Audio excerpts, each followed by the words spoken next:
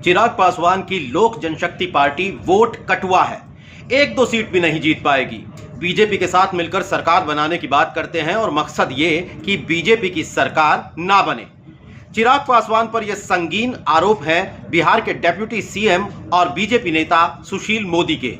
अब इन आरोपों को सुनकर कोई भी भड़क जाए, लेकिन चिराग ने सधे अंदाज में चुनौती दी। वक्त बताएगा कौन वोट कटुआ है। ने भी भारतीय जनता पार्टी के वरिष्ठ नेता इन सारी बातों को बोल रहे हैं। मैं समझ रहा हूं कि माननीय मुख्यमंत्री निरंतर इस बात को लेकर परेशान हैं कि लोक जनशक्ति पार्टी के अकेले चुनाव लड़ने से जिस तरीके से उनको नुकसान होने वाला है, उसकी चिंता। और मुख्यमंत्री जी की शैली रही है, वो खुद तो कभी बोलते नहीं है, वो दूसरों से ही बुलवाते हैं। पर हाँ, मुझे दुख जरूर है इस बात का कि जब सुशील मोदी जी या भूपेंद्र यादव जी या प्रकाश जावड़ेकर जी अगर मुख्यमंत्री की भाषा अगर वो बोलते हैं, मैं समझ रहा हूँ और इस बात का मैं उनको श्रेय भी देता हूँ कि वो अपना गठबंधन धर्म बहुत ईमानदारी से निभा रहे हैं, पर वो जिस भाषा का वो प्रयोग कर रहे हैं वो रामविलास पासवान जी की पार्टी के बारे में बात कर रहे हैं।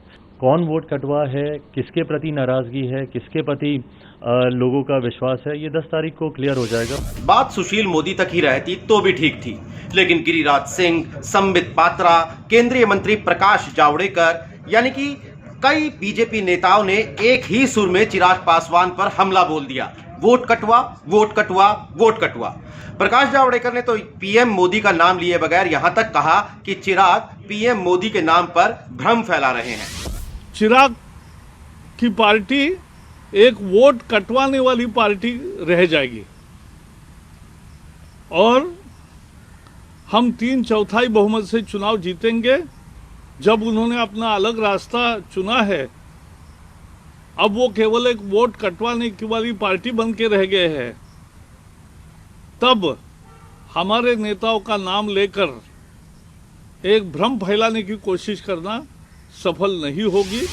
लेकिन बीजेपी नेताओं के इस चौतरफा हमले के बावजूद चिराग पासवान अपने रवैये पर अडिग हैं। बीजेपी की इस बेवफाई के लिए उन्होंने मुख्यमंत्री नीतीश कुमार को जिम्मेदार ठहराया और एक बार फिर जोर देकर कहा कि प्रधानमंत्री नरेंद्र मोदी में उनकी अंधभक्ति बरकरार है। कि मेरा विश्वास मेरे प्रधानमंत्री पर है, मेरा विश्वास अटूट अंधविश्वास मेरे प्रधानमंत्री पर है। अब बीजेपी और एलजेपी के बीच तेरी मेरी बने ना और तेरे बिना चले ना की इस अजीब स्थिति पर दो बातें गौर करने वाली होंगी।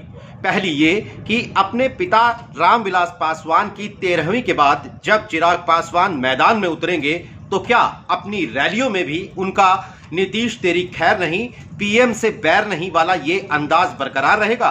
और दूसरी बात ये कि पीएम नरेंद्र मोदी जब खुद अगले हफ्ते बिहार में रैलियां करेंगे तो एलजेपी को लेकर और चिराग पासवान को लेकर उनका रुख क्या रहता है, इस पर भी सबकी नजर रहेगी।